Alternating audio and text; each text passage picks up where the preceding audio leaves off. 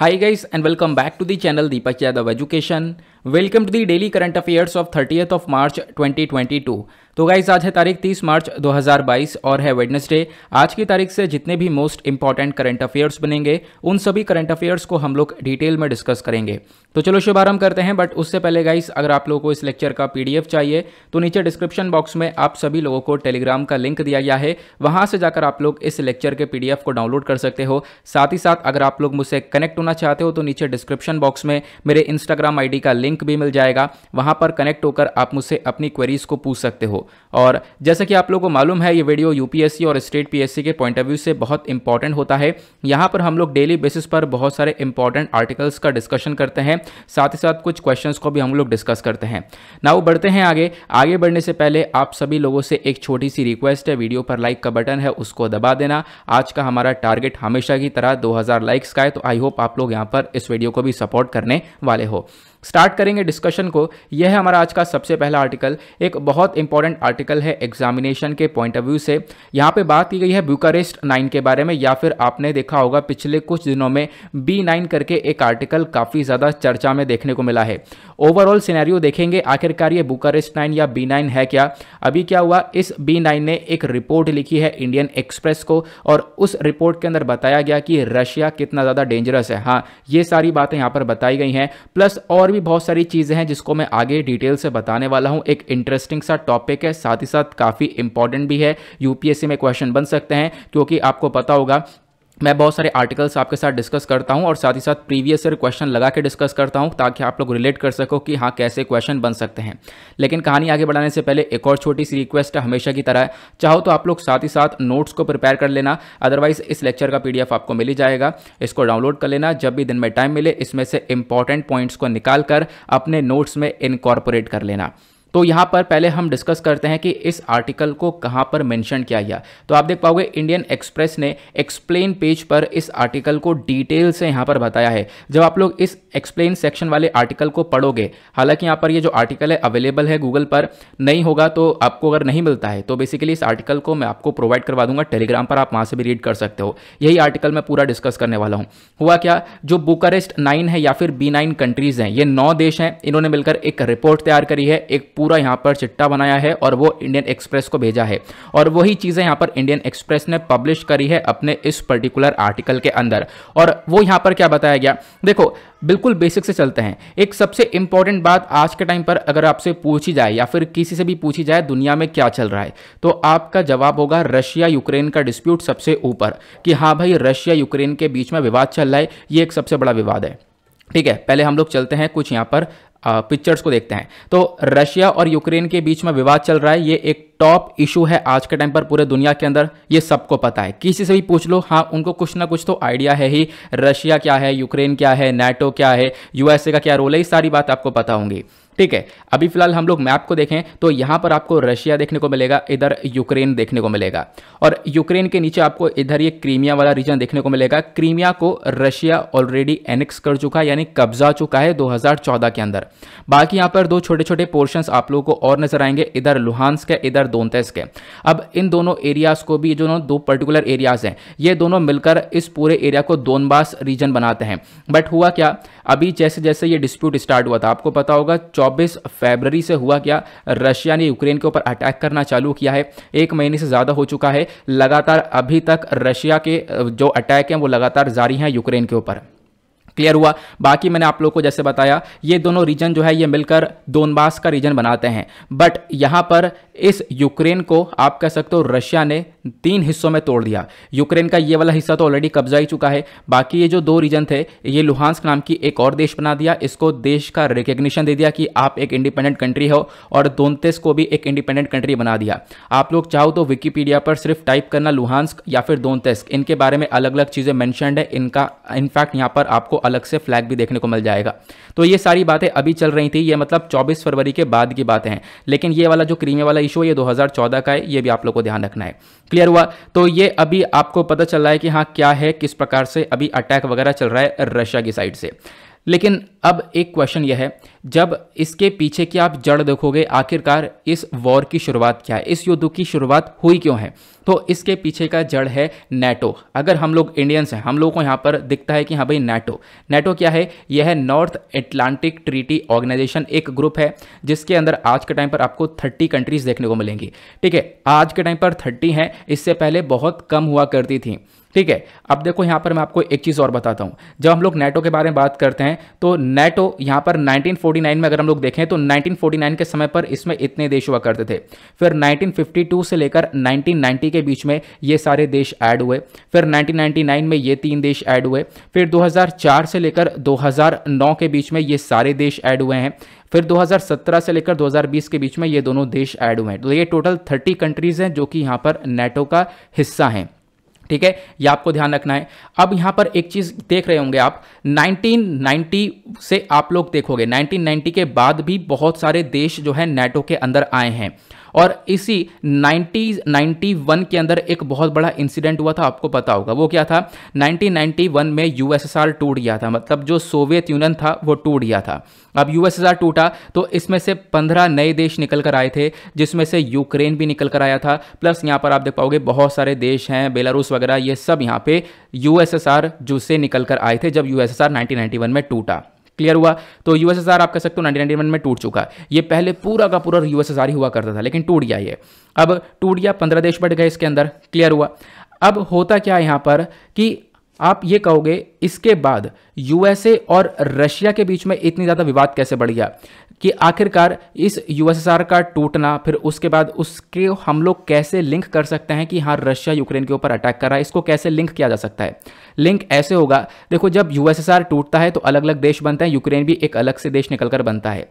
और दूसरी तरफ से यहाँ पर आपको जो नेटो देखने को मिलता है, नॉर्थ एटलांटिक ट्रीटी ऑर्गेनाइजेशन, जो कि आपको ये देखने को मिलेगा, ये जो आपको डार्क ब्लू कलर की कंट्रीज नजर आ रही है ना, ये नेटो के मेंबर्स हैं। ठीक है, ये सारे नेटो के देश हैं। तो ये सारे नेटो अलायंस हो गया, Spain, UK, France, Norway, Iceland, ये सब यहाँ पर आपको नेटो के मेंबर्स देखने को मिलेंगे। अब इधर आपको यूक्रेन देखने को मिलेगा। यूक्रेन यहाँ पर एक इंडिविजुअल पार्टनरशिप, मतलब एक अलग से देश है, लेकिन एक टाइम पर ये सब पहले के पहले यूएसएसआर हुआ करता था, ध्यान रखना। टूट गया, यूक्रेन अलग हो गया। और यहाँ पर आप देख पाओगे करंट सिनेरियो में क्या हो रहा है कि जो नेटो है वो एक्सपेंड हो रहा है। हम लोग कितना जानते हैं, हम लोग ये जानते हैं, यानी कि हम लोग देख पाओगे ज़्यादातर हम लोग क्या पढ़ रहे हैं, हम लोग यही पढ़ रहे हैं कि नेटो अपने आप को बढ़ा रहा है और ये जो कंट्रीज़ हैं अभी, ये और भी कंट्रीज़ को अपने ग्रुप में ऐड कर रहा है। और ये जो विवाद हुआ है आज के टाइम पर, रशिया यूक्रेन के ऊपर लगातार वॉर कर रहा है, लगातार अटैक कर रहा है, इसके पीछे का रीज़न भी यही है कि यूक्रेन ने यहाँ पर बोला कि मुझे नेटो का मेंबर बनना है, क्योंकि नेटो एक ऐसा ग्रुप है जिसको लीड कर रहा है अमेरिका, यानी कि यूएसए। तो यहां पर रशिया बार बार यूक्रेन को रोक रहा है कि भाई नेटो ज्वाइन नहीं करने दूंगा मैं किसी भी हाल में, लेकिन यूक्रेन ने रिसेंटली बोला मुझे नेटो को ज्वाइन करना है। उसके बाद यहां पर 24 फरवरी को रशिया अटैक करता है। ऐसा क्यों?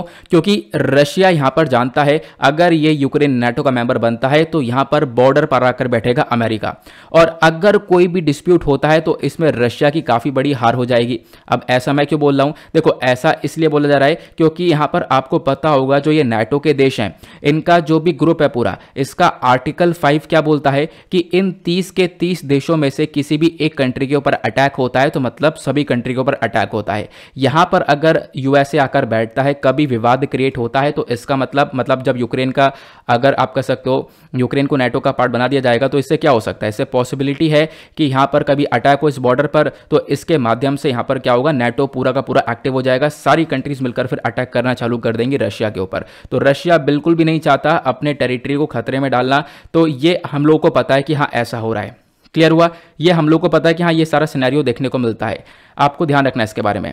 लेकिन अब आते हैं मेजर मुद्दे के ऊपर। हम लोग को तो इतना पता है कि हाँ ये सब हो रहा है। अब मेजर मुद्दा क्या है कि यहां पर हैं B9 कंट्रीज। B9 मतलब बुकारेस्ट 9 कंट्रीज या बुकारेस्ट लाइन आप कह सकते हो। बुकारेस्ट 9 है क्या, मैं आपको समझाता हूं। ये बुकारेस्ट नाम किस बेसिस पर दिया गया है? रोमानिया एक देश है, रोमानिया की कैपिटल है बुकारेस्ट, इसी के नाम के ऊपर यहां पर यह नाम दिया गया है। क्लियर हुआ? बाकी आप लोग इस वर्ल्ड मैप को भी एक बार देख सकते हो। अभी हम लोग इस पर्टिकुलर रीजन के बारे में बातचीत कर रहे हैं, जो ये वाला रीजन आपको दिख रहा होगा, सॉरी ये नहीं, ये वाला जो रीजन दिख रहा है ये ऊपर वाला, ठीक है। अब यहां पर आप लोग देख सकते हो जब हम लोग B9 कंट्रीज के बारे में बातचीत करते हैं तो वो B9 कंट्रीज यहां पर ये हैं। इसमें बाल्टिक नेशंस भी है, एस्टोनिया, लातविया, लिथुएनिया, ठीक है। यहाँ पर आप देख पाओगे विकीपीडिया पर आपको ये आर्टिकल देखने को मिलेगा बुकारेस्ट 9 के बारे में। तो B9 के अंदर आपको ये सारे देश देखने को मिलते हैं। ये यहाँ पर आपको 9 कंट्रीज़ देखने को मिलेंगे। इसमें कौन कौन सी 9 कंट्रीज़ हैं, एक सेकंड में आपके लिए जूम कर देता हूँ ताकि आप लोग थोड़ा सा अच्छे से इसको क्लियर कर पाओ।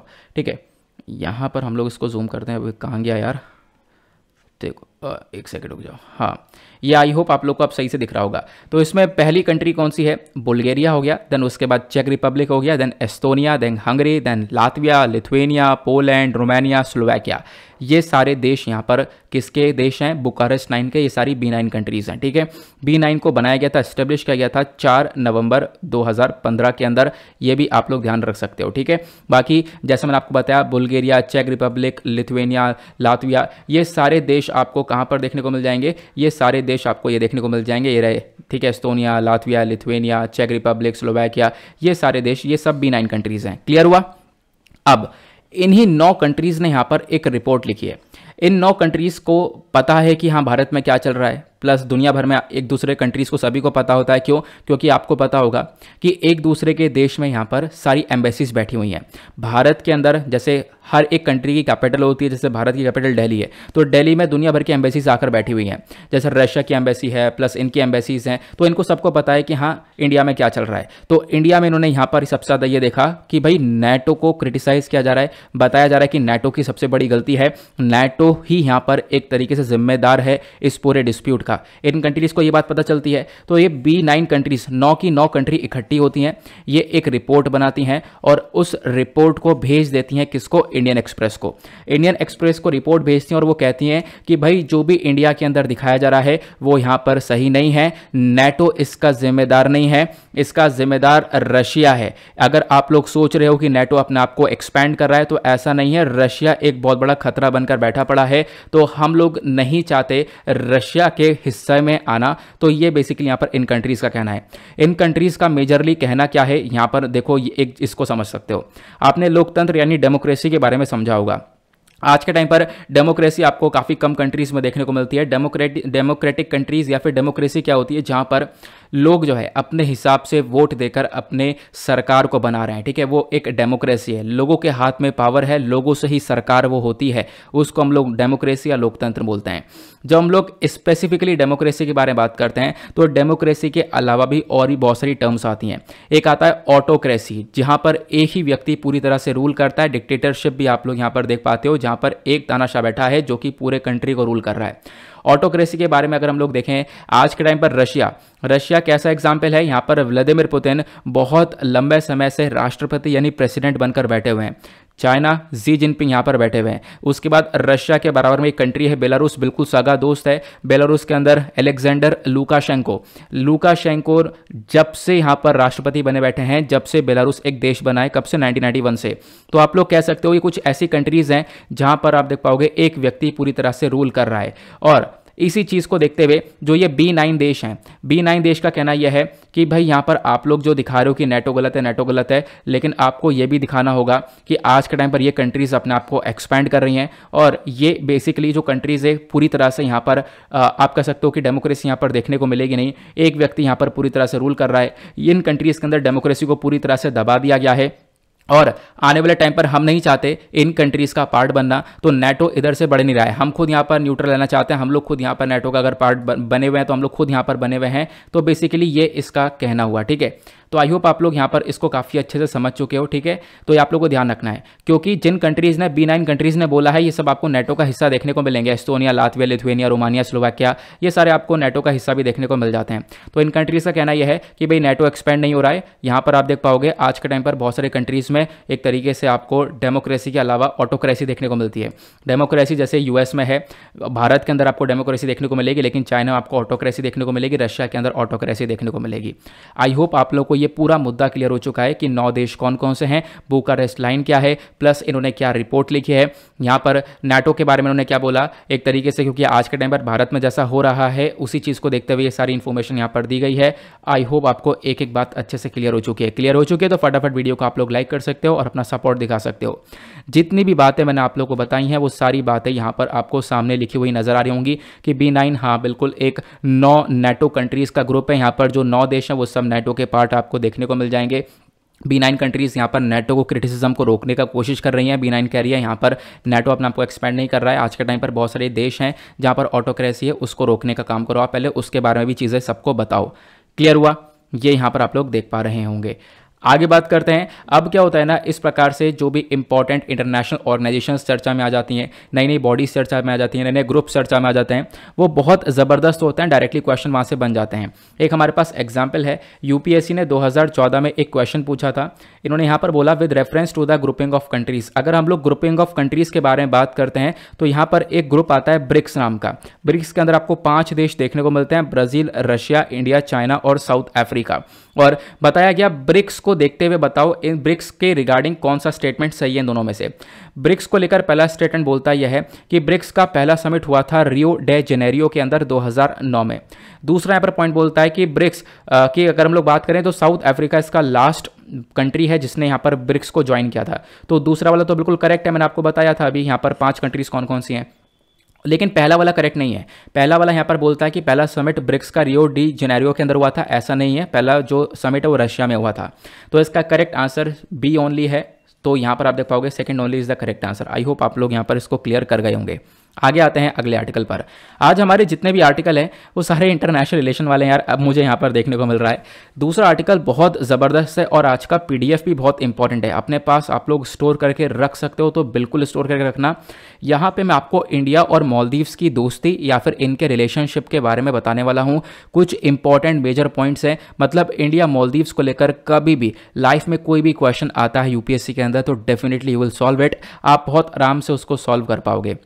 इंडिया मालदीव्स के रिलेशंस के बारे में आपको बताऊंगा, लेकिन उससे पहले आप देख पाओगे ये आर्टिकल चर्चा में क्यों है। इंडियन एक्सप्रेस ने यहाँ पर इस आर्टिकल को एक्सप्लेन सेक्शन पर अगेन यहाँ पर समझाया। इन्होंने बोला कि देखो अभी अगर हम लोग बात करें तो मालदीव्स के अंदर एक नया यहाँ पर आप कह सकते हो इनिशिएटिव उठाया गया है जिसका नाम है NCPLE, national college for policing and law enforcement. इसका उद्घाटन क्या है हमारे भारत के external affair minister S Jaishankar साहब ने, क्योंकि अभी हमारे भारत के जो एक्सटर्नल अफेयर मिनिस्टर हैं ये मालदीव्स की विजिट पर गए, अपने 2 दिन की विजिट थी जहां पर ये काम हुआ है। ठीक है, अब ये जो बॉडी है NCPLE ये इंडिया का एक सबसे बड़ा फंडेड प्रोजेक्ट है। यहाँ पर भारत ने बहुत सारा पैसा लगाया है इस पर्टिकुलर बॉडी के अंदर और बोला गया ये जो पूरा का पूरा एस्टेब्लिशमेंट है इसका उद्घाटन है वो मालदीव्स के अद्दू शहर के अंदर किया गया है। ठीक है, ये आप लोग ध्यान रख सकते हो, इसी वजह से चर्चा में है। मालदीव्स कहाँ पर है तो आप देख पाओगे ये हमारा महान भारत हुआ, नीचे आपको यहाँ पर मालदीव्स देखने को मिलेगा। मालदीव्स ये छोटे छोटे आइलैंड्स हैं और इसकी कैपिटल है मेल, ठीक है, माले। तो ये ध्यान रख सकते हो। मालदीव्स के बारे में और जानोगे तो साउथ एशिया के अंदर ये कंट्री आपको देखने को मिलेगी। इसको हम लोग ऑफिशियली रिपब्लिक ऑफ मालदीव्स के नाम से जानते हैं। एक तरीके से आर्किपेलेगिक कंट्री है, मतलब यहाँ पे बहुत सारे आइलैंड्स का आपको ग्रुप देखने को मिल जाता है। कैपिटल इसकी मैंने आपको बता ही दिया, कॉन्टिनेंट एशिया यहाँ पर देखने को मिलता है और इसके जो प्रेसिडेंट है वो आज के टाइम पर इब्राहिम मोहम्मद सोली इसके प्रेसिडेंट देखने को मिलते हैं। नाउ अब जो यहाँ पर ये विजिट हुई है, इधर से एक्सटर्नल अफेयर मिनिस्टर मालदीव्स पहुंचे हैं, तो इस विजिट का आउटकम क्या निकल कर आया या फिर आप कह सकते हो इसके हाईलाइट्स क्या क्या हैं। पहली चीज़ तो मैंने आपको बता ही दिया है, national college for policing and law enforcement. ये करेगा क्या, तो बेसिकली यहाँ पर इस पर्टिकुलर बॉडी का ऑब्जेक्टिव है ट्रेनिंग अकेडमी को लेकर। ये क्या करेगा, तो बहुत सारी जगह पर आतंकवाद देखने को मिलता है, रेडिकलाइजेशन देखने को मिल रहा है, तो उन चीज़ों को टैकल करने के लिए बॉडी काम करेगी। प्लस यहाँ पर इसके माध्यम से दोनों कंट्रीज़ के बीच में कोऑपरेशन बढ़ेगा कि इस प्रकार के जो इश्यूज़ है वो यहाँ पर ये टैकल कर पाएँ, जैसे एक्सट्रीमिज्म से रिलेटेड जो भी इशू है, हिंसा से रिलेटेड जो भी इशूज़ हैं वो यहाँ पर टैकल कर पाएंगे दोनों कंट्रीज़ मिलकर।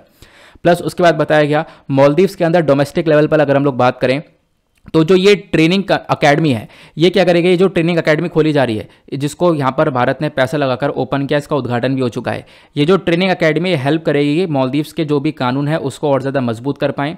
प्लस जो भी ड्रग्स की ट्रैफिकिंग हो रही है यानी कि ड्रग्स की तस्करी हो रही है उसको रोका जाएगा, जो कि सबसे बड़ी प्रॉब्लम मानी जाती है। तो बेसिकली यहाँ पर कानून की सुविधा को और ज़्यादा मजबूत करने के लिए यहाँ पर इस बॉडी का उद्घाटन कर दिया गया है। दूसरा पॉइंट यहाँ पर क्या बताया गया कि देखो एक चीज़ तो ये डिस्कस हुई इस मीटिंग के अंदर, दूसरी चीज़ डिस्कस हुई है मेमोरेंडम ऑफ अंडरस्टैंडिंग। तो यहाँ पर एक मेमोरेंडम ऑफ अंडरस्टैंडिंग है जो कि साइन किया गया मालदीव्स पुलिस सर्विस और इंडिया सरदार वल्लभ भाई पटेल नेशनल एकेडमी के थ्रू। तो इन दोनों ने मिलकर इस ट्रेनिंग वाले मेमोरेंडम ऑफ अंडरस्टैंडिंग को साइन किया है ताकि दोनों कंट्रीज आपस में ट्रेनिंग को लेकर अच्छे से कोऑपरेट कर सके। भारत यहाँ पर ट्रेनिंग स्लॉट्स में, यानी कि जो मालदीव्स है उसके लिए ट्रेनिंग स्लॉट्स बढ़ा सके, हम लोग वहाँ पर उनको ट्रेनिंग दे पाएँ, तो ये सारी बातें आप लोग देख पाओगे। साथ ही साथ तीसरी चीज़ आपको यहाँ पर देखने को मिलेगी वो है भारत ने इंफ्रास्ट्रक्चर के लिए सपोर्ट करने के लिए बोला है मालदीव्स को। इंडिया का जो एग्जिम बैंक है वो यहाँ पर प्रोवाइड करवा रहा है $40 मिलियन से भी ज़्यादा पैसा, ताकि हम लोग मालदीव्स के अंदर एक पुलिस इंफ्रास्ट्रक्चर फैसिलिटीज़ को बना सकें, जो पुलिस की सुविधा है उसको और ज़्यादा मजबूत कर सके पूरे मालदीव्स के अंदर। इसके अंदर 61 पुलिस स्टेशन होंगे, प्लस और भी अलग अलग हेडक्वार्टर्स होंगे, डिटेंशन सेंटर्स होंगे जहां पर कस्टडी में लिया जाएगा। तो ये सारी चीज़ें हम लोग देख पाएंगे। इसको लेकर भारत सपोर्ट कर रहा है मालदीव्स को। क्लियर हुआ? आगे बात करते हैं। ये तो हुई हमारी करंट चर्चा कि हाँ आखिरकार ये न्यूज़ में क्या है, प्लस विजिट हुई है तो क्या क्या डिस्कशन हुआ है। अब बात करते हैं स्पेसिफिकली भारत और मालदीव्स के रिलेशंस कहाँ पर स्टैंड करते हैं। बहुत मेजर पॉइंट्स हैं, बहुत आपको ध्यान से सुनना है, बहुत अच्छे से मैं आपको पिक्चर्स वगैरह के माध्यम से समझाने वाला हूँ, प्लस यहाँ पर कॉन्टेक्स्ट भी आपको मिलता रहेगा। इंडिया मालदीव्स के रिलेशंस के बारे में जब हम लोग बात करते हैं, जब भी आपको लिखना होगा मेंस में, तो सबसे पहला पॉइंट आपको क्या लिखना है, Maldives are toll gate in Indian Ocean. Indian Ocean के लिए यहाँ पर एक सबसे बड़ा रास्ता मालदीव्स है और भारत के लिए मालदीव्स एक इंपॉर्टेंट कंट्री है। क्यों? क्योंकि यहाँ पर जो मालदीव्स है वो यहाँ पर सी लेन ऑफ कम्युनिकेशन वाले एरिया के अंदर देखने को मिलता है। सी लेन ऑफ कम्युनिकेशन वाला एरिया अपने आप में एक इंपॉर्टेंट एरिया है जिसके माध्यम से व्यापार आप देख पाओगे दुनिया भर में हो रहा है। जैसे कि इसका मतलब यह है कि मालदीव्स के माध्यम से हम लोग दुनिया भर को कनेक्ट कर रहे हैं। यहाँ पर आप देख पाओगे हमारा महान भारत, नीचे आपको मालदीव्स ये देखने को मिलेगा, छोटे छोटे आइलैंड्स हो गए। अब क्या है, यहाँ पर मालदीव्स के ऊपर आप लोग देख पाओगे यहाँ पर स्ट्रेट ऑफ हॉर्मूज है, ठीक है। उसके बाद यहाँ पर आपको गल्फ ऑफ एडन देखने को मिलेगा, देन उसके बाद यहाँ पर आपको स्ट्रेट ऑफ मलक्का देखने को मिलेगा। तो बेसिकली यहाँ पर एक सी ऑफ लाइन कनेक्शन, एक लिंक बना हुआ है जो कि मालदीव से गुजरता है ऐसे, ठीक है। फिर उसी से यहाँ पर आप देख पाओगे और भी सारे कनेक्शंस आप लोग को निकलते हुए नजर आएंगे। तो मालदीव्स यहाँ पर ये जो है ये कंट्री एक इंपॉर्टेंट एरिया बन जाता है इन एरियाज को कनेक्ट करने के लिए। तो मतलब हम लोग यहाँ से ऊपर निकल सकते हैं यूरोप की साइड में, इधर से ऊपर निकल सकते हैं, ठीक है, ऊपर की वेस्टर्न कंट्रीज की साइड में, इधर से हम लोग यहाँ पर जो साउथ ईस्ट वाला नेशन है यहाँ पे निकल सकते हैं। तो ये सभी जगह पर दबदबा बनाया जा सकता है। और दबदबा क्या, बेसिकली यहाँ पर बात यह है सभी जगह पर व्यापार किया जा सकता है और इस व्यापार के अंदर बहुत ज़्यादा आसानी होगी जब मालदीव्स हमारे कंट्रोल में होगा। ऑब्वियस ही बात है मालदीव्स के अंदर एक हमारा बहुत बड़ा रोल होगा। जैसा आज के टाइम पर आप देख पा रहे हो जिस प्रकार से रिलेशंस डेवलप हो रहे हैं, तो मालदीव्स के माध्यम से यहाँ पर दुनिया भर में हम लोग कनेक्टिविटी बढ़ा पाएंगे और दुनिया भर में जो ट्रेड है उसको कर पाएंगे, ठीक है। ये यहाँ पर बताया गया। दूसरा यहाँ पर एक सबसे इंपॉर्टेंट पॉइंट क्या है, अगर हम लोग देखें तो मालदीव्स बेसिकली यहाँ पर इन सारी चीज़ों के अलावा south Asian association for regional cooperation का हिस्सा है। मतलब सार्क देश के अंदर मालदीव्स भी एक हिस्सा है। बाय द वे एक छोटा सा क्वेश्चन आप लोगों से ये बता सकते हो कि मालदीव्स के सार्क के अंदर कितने टोटल कंट्रीज हैं, नीचे कमेंट सेक्शन में इसके बारे में जरूर बताना। क्लियर हुआ? बाकी मैंने आपको बता दिया कि किस प्रकार से कनेक्शन देखने को मिलेगा, सी ऑफ लेन कम्युनिकेशन क्या है, किस प्रकार से हम लोग यहाँ पर मालदीव्स को देखते हैं कि मालदीव्स यहाँ पर दुनिया भर से कनेक्ट है और यहाँ पर आप कह सकते हो एक व्यापार के लिए काफ़ी अच्छी तरीके से हम लोग मालदीव्स का इस्तेमाल कर सकते हैं। तो ये तो पहला हुआ, पहला इंपॉर्टेंट पॉइंट की लोकेशन बहुत इंपॉर्टेंट है, इस वजह से मालदीव्स हमारे लिए इंपॉर्टेंट है। दूसरा पॉइंट यहाँ क्या देखने को मिलता है कि इंडिया और मालदीव्स के बीच में आपको कोऑपरेशन जो देखने को मिलता है वो बहुत इंपॉर्टेंट है। पहले हम बात करते हैं सिक्योरिटी कोऑपरेशन के बारे में। अगर हम लोग देखें तो 10 सालों से इंडिया ने यहाँ पर जब जब मालदीव्स को मदद पड़ी है तब तब मालदीव्स के अंदर मदद पहुँचाई है। 1988 के अंदर जब क्या हुआ था, बवाल मच चुका था और यहाँ पर आप कह सकते हो मालदीव्स के अंदर जो सरकार थी, जो वहाँ के राष्ट्रपति हुआ करते थे मौमून अब्दुल गयूम, तो यहाँ पर वो कू हो चुका था, तख्ता पलट हो चुका था। तब भी भारत ने मदद करी। भारत ने यहाँ पर अपने बहुत सारे नेवी वेसल्स को भेजा और वहाँ पर उनकी लीडरशिप को रिस्टोर करवाया और इसी ऑपरेशन को बोलते हैं ऑपरेशन कैक्टस, ठीक है, आपको ध्यान रखना है। ऑपरेशन कैक्टस भारत ने चलाया था, ये आप लोग देख पाओगे, ये टाइम्स ऑफ इंडिया का आर्टिकल है और ये कब की बात है, ये 4 नवंबर लगभग 1988 की बात है। उस समय फ्राइडे का दिन था, आप देख पाओगे उस समय आर्टिकल आया था। तो कू अटेम्प्ट हुआ था, मतलब कि तख्ता पलट हो गया था मालदीव्स में और इंडियन ट्रूप्स यहाँ पर पहुँच गए थे मालदीव्स के अंदर। आप कहोगे ये तो तुमने एडिट कर दिया यार, ये पुराना अखबार तो लग नहीं रहा है। देखो पुराना अखबार यहाँ पर आपको ये देखने को मिलेगा, ये उस समय का इंडियन एक्सप्रेस का अखबार है 1988 का। ठीक है। अगेन यहाँ पर आप देख पाओगे एक हेडिंग दिख रही है, आप कहोगे यहाँ पर एडिट किया हुआ है, तो एडिट नहीं किया हुआ है। अगर ये भी एडिट किया हुआ है तो आप लोग ये देख पाओगे। ठीक है, बहुत सारे आर्टिकल्स हैं। अब बहुत सारे लोग बोलते हैं कि इतने पुराने पुराने आर्टिकल कैसे मिल जाते हैं। सब कुछ गूगल पर अवेलेबल है, जैसे आप लोग सर्च करते हो पुराने पुराने आर्टिकल्स मिल जाते हैं। हिंदुस्तान टाइम्स का ये आर्टिकल है और ये कब की खबर है आप देख पाओगे, नवंबर 1988 तारीख डली हुई है कि इंडियन ट्रूप्स यहाँ पर पहुंच चुके हैं। कहाँ पर? मालदीव्स के अंदर, क्योंकि मालदीव्स के अंदर सिचुएशन काफ़ी ख़राब है। और सिचुएशन ख़राब कैसे हुई थी? वहाँ पे तख्ता पलट हो गया था, तो उस तख्ता पलट को सही किया गया। अब सही किया गया और ये सब सही करने का पूरा प्रोसेस था, इसी को हम लोगों ने बोला ऑपरेशन कैक्टस। किए हमने ऑपरेशन कैक्टस चलाया था इस दौरान। क्लियर हुआ? तो ये क्लियर हो जाना चाहिए। उसके साथ साथ इंडिया और मालदीव्स के बीच में एक जॉइंट मिलिट्री अभ्यास भी होता है, उसका नाम है एक्वेरिन। ठीक है, देन उसके बाद इंडिया मालदीव्स के बारे में बात करते हैं तो कोलंबो सिक्योरिटी कॉन्क्लेव के अंदर भी आप देख पाओगे यहाँ पर मालदीव्स एक हिस्सा बन चुका है। मैरीटाइम सिक्योरिटी के लिए यहाँ पे काम करते हैं। यहाँ पर इंडिया, श्रीलंका, मालदीव्स, मॉरिशस और भी यहाँ पर आप देख पाओगे कंट्रीज हैं जो कि मिलकर काम करती हैं इस पर्टिकुलर एरिया के अंदर। मतलब क्या है? तो आप लोग इस पिक्चर को देखो, यहाँ पर कोलंबो सिक्योरिटी कॉन्क्लेव के अंदर आप देख पाओगे ये 4 मेंबर्स हैं, India, Sri Lanka, Maldives, Mauritius. 2 observer countries है, बांग्लादेश और सीचिल्स। ये 6 की 6 कंट्रीज मिलकर काम करती है मैरीटाइम के ऊपर। इस पूरे ग्रुप को बनाया गया था 2011 के अंदर में, तो आप लोग इसके बारे में ध्यान रख सकते हो। मेन काम क्या है? इंडियन ओशन के अंदर यहाँ पर एक मैरीटाइम सिक्योरिटी के ऊपर काम किया जा सके, समुद्र के अंदर यहाँ पर एक तरीके से जो सिक्योरिटी है उसको ध्यान में रखा जा सके।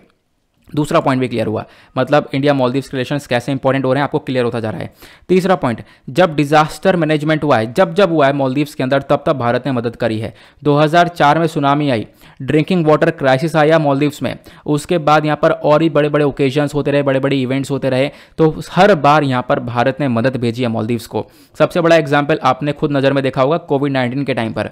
कोविड-19 का यहाँ पर सबसे बड़ा आप देख पाओगे क्राइसिस देखने को मिला था, दुनिया भर के अंदर लॉकडाउन लगा, तो इसके अंदर भी जो सबसे बड़ा बेनिफिशियरी था वो मालदीव्स था। मालदीव्स को हमने काफ़ी सारी वैक्सीन्स भेजी थी। ठीक है, और उसके साथ साथ ये जो वैक्सीन्स भेजी गई थी वो भारत का एक इनिशिएटिव है, उसी के अंडर में भेजी गई थी। भारत का इनिशिएटिव है, इंडिया का वैक्सीन मैत्री इनिशिएटिव है, इसी के अंडर में हमने मालदीव्स को काफ़ी सारी वैक्सीन्स वगैरह भेजी थी, उनको सपोर्ट किया था।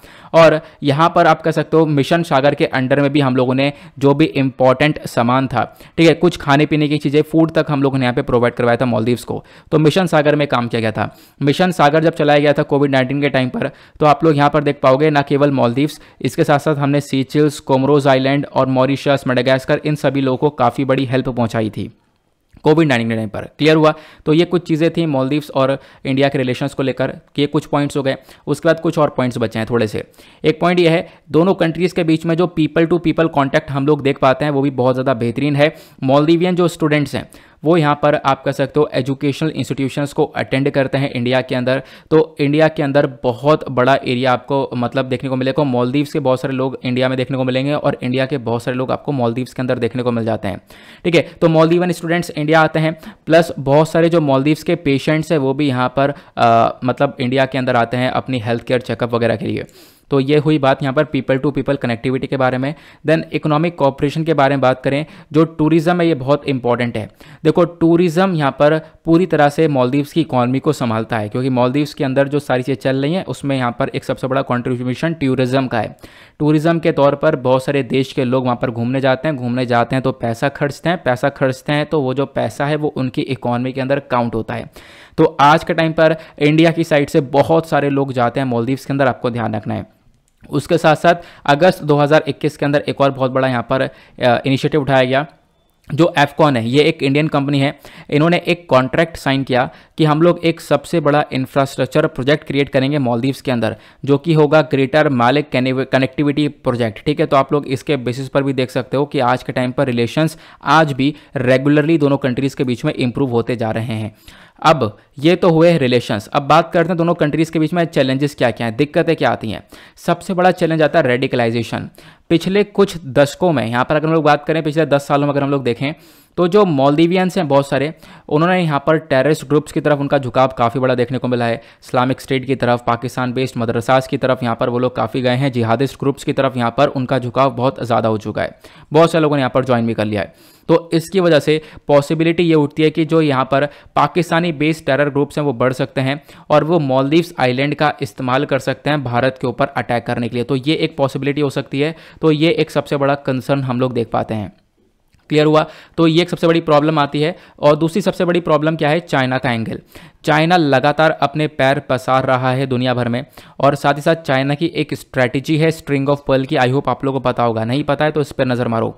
स्ट्रिंग ऑफ पर्ल क्या है, मतलब एक मोतियों की माला बूंदी है चाइना ने। चाइना ने भारत को इस प्रकार से घेरा है, जैसा मैं यहाँ पर एक लाइन ड्रॉ कर रहा हूँ, इसी को हम लोग बोलते हैं स्ट्रिंग ऑफ पर्ल, मोतियों की माला।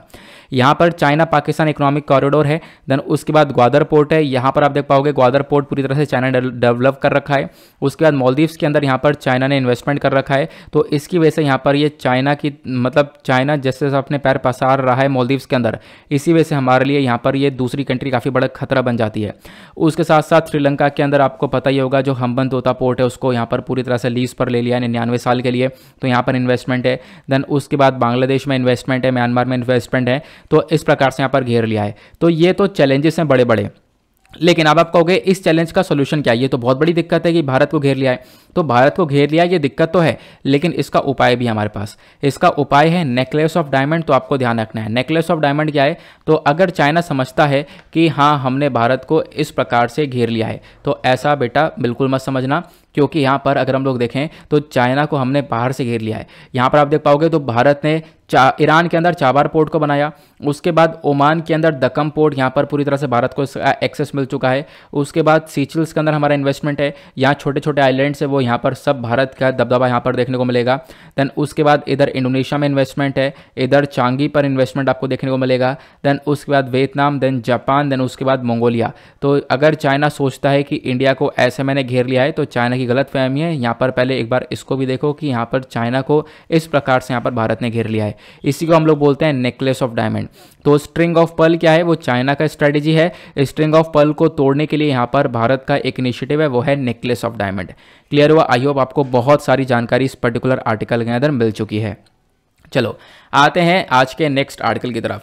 अगला आर्टिकल अगेन एक और देश के साथ आप लोग इंटरनेशनल रिलेशंस को कवर करोगे, क्योंकि काफ़ी हद तक चर्चा में है। इंडिया ओमान के कोऑपरेशन के बारे में चर्चा की जा रही है। तो इशू क्या है, तो आप देख पाओगे पीआईबी का आर्टिकल है और ministry of science and technology ने आर्टिकल पब्लिश किया है। और सबसे इंपॉर्टेंट बात क्या है कि पीआईबी एक one of the most important source हमारे करंट अफेयर के लिए। तो इंडिया ओमान ने मिलकर अभी एक प्रोग्राम ऑफ कोऑपरेशन को साइन किया है, पीओसी को साइन किया है। दोनों कंट्रीज ने मिलकर साइंस और टेक्नोलॉजी के फील्ड में साइन किया गया है। अब मतलब साइंस एंड टेक के फील्ड में दोनों कंट्रीज मिलकर कोऑपरेट करेंगी 2022 से लेकर 2025 के बीच में। उसके बाद यहाँ पे बताया गया जो ये प्रोग्राम ऑफ कोऑपरेशन होने वाला है, ये साइंस एंड टेक के फील्ड के अंदर तो देखने को मिलेगा। ये बहुत लंबे समय से चल रहा है। इसको स्टार्टिंग में लाया गया था 5 अक्टूबर 1996 में। अभी लगातार यहाँ पर ये चलता जा रहा है और 2022 से लेकर 25 तक फिर हमने बोला है कि हम दोनों कंट्रीज मिलकर साइंस एंड टेक के मामले में कोऑपरेट करेंगे। नाउ क्वेश्चन पहला आता है, ओमान कहाँ पर है। देखो ओमान एक देश ये देखने को मिलेगा। ओमान बहुत इंपॉर्टेंट कंट्री है भारत के लिए, और इंपॉर्टेंट क्यों है आगे मैं आपको बताऊंगा। लेकिन उससे पहले मैं आपको ये बता दूं कि ये ओमान के साथ भारत का जो रिलेशन है वो बहुत बहुत बहुत अच्छे हैं। ठीक है, जितना आप लोग सोच सकते हो उससे भी कई गुना ज़्यादा अच्छे हैं। अभी आप लोग को मैं आगे बताता हूँ। तो आपको यहाँ पर भारत देखने को मिलेगा, इधर आपको बराबर में ओमान देखने को मिलेगा। ठीक है, ये ओमान है, ये इधर इंडिया हुआ। तो अभी इन दोनों के रिलेशंस के बारे में हम चर्चा कर रहे हैं। दोनों के बीच में आता है यहाँ पर अरेबियन सी। अब मैंने आपको क्या बताया था पहले, पीओसी क्या है, वो है प्रोग्राम ऑफ कोऑपरेशन। तो साइंस एंड टेक्नोलॉजी के मामले में प्रोग्राम ऑफ कोऑपरेशन मतलब दोनों कंट्रीज कोऑपरेट तो करती हैं। साइंस एंड टेक्नोलॉजी के अलावा ये कुछ और भी बहुत सारे एरियाज है जहां पर दोनों कंट्रीज का कोऑपरेट रहता है। और वो क्या कौन सा है, मेडिसिनल प्लांट्स प्रोसेसिंग में, real time air quality management में दोनों काम करती हैं। प्लस यहाँ पर इलेक्ट्रॉनिक प्लेटफॉर्म्स को बनाने का काम करती हैं। टेक्निकल एक्सपर्टीज़ यहाँ पर जो स्मॉल मीडियम साइज एंटरप्राइजेस है उनके लिए काम करती हैं। Plus plastic, biofuel, biodiesel research हो गया। उसके बाद हाई वैल्यू प्रोडक्ट्स को एक्सट्रैक्ट करना, सॉफ्टवेयर डेवलपमेंट को लेकर, ब्लॉकचेन, फिनटेक सोल्यूशंस को लेकर, इन सभी सेक्टर में दोनों कंट्रीज मिलकर कोऑपरेट करती हैं। साइंस एंड टेक के अलावा ये सारे एरियाज है, ध्यान रखना। देन उसके बाद अगर हम लोग बात करें, दोनों कंट्रीज ने मिलकर यहाँ पे बोला है कि हम दोनों एक दूसरे को साइंटिफिक प्रोजेक्ट्स के अंदर सपोर्ट करेंगे। प्लस यहाँ पर दोनों कंट्रीज ने मिलकर एक जॉइंटली इंडिया और इंडियन एक ओमानी इंस्टीट्यूशंस को यहाँ पर बनाया हुआ है। दोनों कंट्रीज मिलकर यहाँ पर एक दूसरे को बढ़ावा देंगी। साइंटिस्ट के एक्सचेंज किया जाएगा, रिसर्चर्स का एक्सचेंज किया जाएगा, एक्सपर्ट्स का एक्सचेंज किया जाएगा। इसके बेसिस पर प्रोजेक्ट को चलाया जाएगा। तो अपने आप में एक बहुत इंपॉर्टेंट बात है कि यहाँ तक हम लोग साइंटिस्ट साइंटिस्ट रिसर्चर्स को भी यहाँ पर एक्सचेंज करने पर आ चुके हैं। तो आप समझ सकते हो कि हाँ बिल्कुल रिलेशंस एक अच्छी जगह पर देखने को मिलते होंगे, और ऐसा ही है। अब आते हैं डायरेक्टली पॉइंट के ऊपर, भारत ओमान के रिलेशंस के बारे में। पहले देखते हैं इतिहास, इनका बैकग्राउंड क्या है। तो दोनों कंट्रीज़ यहाँ पे आपको अरेबियन सी के पास देखने को मिलती है। मैंने आपको बताया अरेबियन सी आ जाता है बीच में, उसके बाद एक तरफ ओमान और एक तरफ आपको भारत देखने को मिल जाता है। और दोनों कंट्रीज़ का कहीं ना कहीं ज्योग्राफी के बेसिस पर, हिस्ट्री के बेसिस पर, कल्चर के बेसिस पर एक काफ़ी बड़ा लिंक देखने को मिल जाता है। इनफैक्ट यहाँ पर एक सबसे बड़ी चीज़ तो तब हुई जब गांधी पीस प्राइज़ जो 2019 वाला है, ये गांधी जी पीस प्राइज़ कब किसको दिया गया था?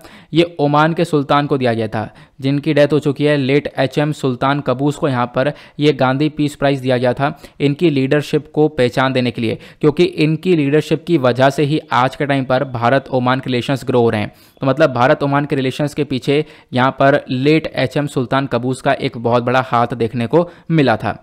अब ये तो हुई बात की बैकग्राउंड की कि हाँ इसका बैकग्राउंड क्या है। अब बात करते हैं दोनों कंट्रीज़ के बीच में डिफेंस को लेकर काफ़ी सारे रिलेशंस आपको देखने को मिलते हैं। पहली चीज़, दोनों कंट्रीज़ के बीच में जॉइंट मिलिट्री कोऑपरेशन कमेटी होती है, ठीक है। ये यहाँ पर एक हाईएस्ट एक तरीके से मंच है जहाँ पर दोनों कंट्रीज़ मिलकर आपस में इंगेज करती हैं, बातचीत करती हैं डिफेंस को देखते हुए। प्लस उसके बाद जो ये जॉइंट मिलिट्री कोऑपरेशन कमेटी है, ये यहाँ पर हर साल मिलती है, आपको ध्यान रखना है। लेकिन अभी 2018 से यहाँ पर प्रॉपरली मुलाकात नहीं हो पा रही है, और इससे पहले जो ये मीटिंग है वो नवी मीटिंग हुई थी, नवी कमेटी बैठी थी ओमान के अंदर। उसके बाद यहाँ पर क्या बताया गया, इंडिया ओमान के बीच में आपको अलग अलग लेवल पर अलग अलग अभ्यास देखने को मिलेंगे। दोनों कंट्रीज़ की आर्मी के बीच में एक अभ्यास होता है अल नजह, दोनों कंट्रीज़ की एयरफोर्स के बीच में अभ्यास होता है ईस्टर्न ब्रिज, दोनों कंट्रीज़ की नेवल एक्सरसाइज के बीच में अभ्यास होता है नसीम अल बहर। तो आप एक चीज़ ये देख सकते हो, ओमान एक ऐसी कंट्री है जिसके साथ भारत मतलब भारत के जो खासकर हमारा डिफेंस रिलेशन है वो काफ़ी मजबूत है ही, लेकिन भारत तीनों ही यहाँ पे आप कह सकते हो जो हमारी तीनों फोर्सेस हैं, तीनों के साथ ही अगर हम लोग देखें तो हम अभ्यास क्रिएट करते हैं ओमान के साथ। तो मतलब चाहे हमारी आर्मी हो, एयरफोर्स हो, नेवल एक्सरसाइज हो, सभी जगह पर आप देख पाओगे तीनों जगह पर हम लोग एक अभ्यास क्रिएट करते हैं किसके साथ? ओमान के साथ। अब इंडिया ओमान के रिलेशंस के बारे में हमने काफ़ी सारी बातें कर ली, डिफेंस रिलेशंस को देख लिया। अब बात करते हैं इकोनॉमिक रिलेशंस के बारे में। जब हम लोग इकोनॉमिक रिलेशंस को देखते हैं तो यहाँ पे बोला गया कुछ इंस्टीट्यूशनल मैकेनिज्म्स है, कुछ तरीके हैं जहाँ पर काफ़ी हद तक रिलेशंस डेवलप होते हैं। जैसे एक है जॉइंट कमीशन मीटिंग, उसके बाद जॉइंट बिजनेस काउंसिल हुआ। तो ये बेसिकली यहाँ पे दो ऐसी बॉडीज़ हैं जो कि इंडिया ओमान के रिलेशंस, खासकर जो इकोनॉमिक रिलेशंस है, व्यापार को रिलेशंस हैं, उसको और ज़्यादा मजबूत करता है, इसको देखता है। इंडिया जो है ओमान का एक टॉप ट्रेडिंग पार्टनर देखने को मिलता है। अगर हम लोग बात करें ओमान के लिए, भारत तीसरा लार्जेस्ट सोर्स था इंपोर्ट के लिए। मतलब आप कह सकते हो ये 2019 का डेटा बताया जा रहा है। 2019 में ओमान के लिए भारत तीसरा लार्जेस्ट, और पहला UAE, दूसरा चाइना और तीसरा भारत आपको देखने को मिलता था इंपोर्ट के लिए। लेकिन उसके बाद यहाँ पर थर्ड लार्जेस्ट मार्केट भी था नॉन ऑयल एक्सपोर्ट के लिए। तो ये 2019 का डेटा है। उसके बाद बताया गया जो हमारी मेजर इंडियन फाइनेंशियल इंस्टीट्यूशंस हैं, ये बहुत सारी इंस्टीट्यूशंस आज के टाइम पर ओमान में प्रेजेंट हैं। भारत की बहुत सारी कंपनीज़ ने ओमान में इन्वेस्टमेंट कर रखा है, चाहे वो iron, steel, cement, fertiliser, textile sector के अंदर इन्वेस्टमेंट हो। उसके साथ साथ India Oman joint investment fund को भी बनाया गया है। ये बेसिकली यहाँ पर एक ऐसा फंड है जो कि state bank of India plus Oman का जो स्टेट जनरल रिजर्व फंड है, इन दोनों के बीच में हुआ हुआ है। तो यहाँ पर आप कह सकते हो एक इंपॉर्टेंट ये एक तरीके से कॉन्सेप्ट है जिसके माध्यम से यहाँ पर जो इन्वेस्टमेंट है वो लगातार भारत के अंदर देखने को मिलता है, प्लस यहाँ पर ओमान के अंदर भी इन्वेस्टमेंट देखने को मिलता है। तो दोनों कंट्रीज़ एक दूसरे के अंदर खूब सारा इन्वेस्टमेंट भी करती हैं। अब बात करते हैं भारत की जो कम्युनिटी है वो ओमान के अंदर कितनी ज़्यादा देखने को मिलती है। तो यहाँ पे बताया गया कि लगभग 6.2 लाख के आसपास जो इंडियंस हैं वो आपको ओमान के अंदर देखने को मिल जाते हैं, जिसमें से 4.8 लाख जो हैं वो वर्कर्स हैं, प्रोफेशनल्स हैं। और यहाँ पे बोला गया लगभग आप कह सकते हो बहुत सारी इंडियन फैमिलीज है जो कि ओमान में रह रही हैं। लगभग 150 से 200 साल से भी ज़्यादा हो चुका है, बहुत सारी फैमिलीज आज के टाइम पर ओमान में रहती हुई नजर आ रही हैं। उसके साथ साथ ये भी बताया गया आज के टाइम पर बहुत सारे जो इंडियन स्कूल्स हैं, ठीक है, वो यहाँ पर CBSE सिलेबस ऑफर करते हैं ताकि हम लोग यहाँ पर एजुकेशनल मतलब आप कह सकते हो कि नीड्स को पूरा कर सकें। बहुत सारे इंडियन चिल्ड्रन ओमान के अंदर हैं, तो आप कह सकते हो कि जब यहाँ पर बहुत सारे बच्चे ओमान में हैं तो उन बच्चों को यहाँ पर आप कह सकते हो इंडियन सिलेबस के अकॉर्डिंग, CBSE सिलेबस के अकॉर्डिंग यहाँ पर चीज़ें प्रोवाइड करवाई जा रही हैं, जो कि अपने आप में एक काफ़ी इंपॉर्टेंट बात निकल कर आ जाती है। तो इसी बेसिस पर आप लोग देख पाओगे कि हाँ, ओमान डेफिनेटली भारत के लिए एक ज़बरदस्त कंट्री है। देन अब बात करते हैं ओमान का इंपॉर्टेंस आखिरकार भारत के लिए क्या है। तो देखो, ओमान एक रास्ता है स्ट्रेट ऑफ हॉर्मुज से। स्ट्रेट ऑफ हार्मुज की तरफ एक गेटवे आपको देखने को मिलेगा और जहां से बहुत सारा ऑयल को इंपोर्ट करता है भारत, तो इसी वजह से ओमान हमारे लिए इंपॉर्टेंट है। अगर मैं आप लोग को यहाँ पर मैप में दिखाऊं तो इधर ओमान देखने को मिलेगा, ये कुछ एरिया देखने को मिलेगा, यहाँ से बहुत सारा तेल आता है, तो यही यहाँ पर बताया गया, इसी वजह से ओमान हमारे लिए काफ़ी इंपॉर्टेंट हो जाता है। दूसरा, अगर हम लोग देखें जो डिफेंस कॉपरेशन है दोनों कंट्रीज़ के बीच में, ये बहुत ज़्यादा मजबूत हैं। आप देख पाओगे कि तीनों यहाँ पर, जैसे हमारी आर्मी, नेवी, एयरफोर्स हुआ, तीनों यहाँ पर फोर्सेस के बीच में आप लोग देख पाओगे कि हमारे अभ्यास होते हैं। और उसके साथ साथ बताया गया ओमान एक मतलब वो मैं आपको बता ही चुका हूँ, इकलौती ऐसी कंट्री जिसके साथ हम लोग अभ्यास करते हैं तीनों प्रकार के।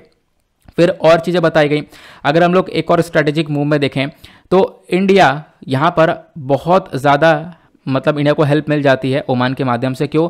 ओमान के अंदर एक पोर्ट है, पोर्ट ऑफ दकम, ठीक है, मैंने अभी आपको थोड़ी देर पहले ही बताया था। यहाँ पे ओमान में एक पोर्ट ऑफ दकम है, ये आप लोग देख पाओगे, ये हुआ ओमान। इधर आपको पोर्ट ऑफ दकम ये देखने को मिलेगा।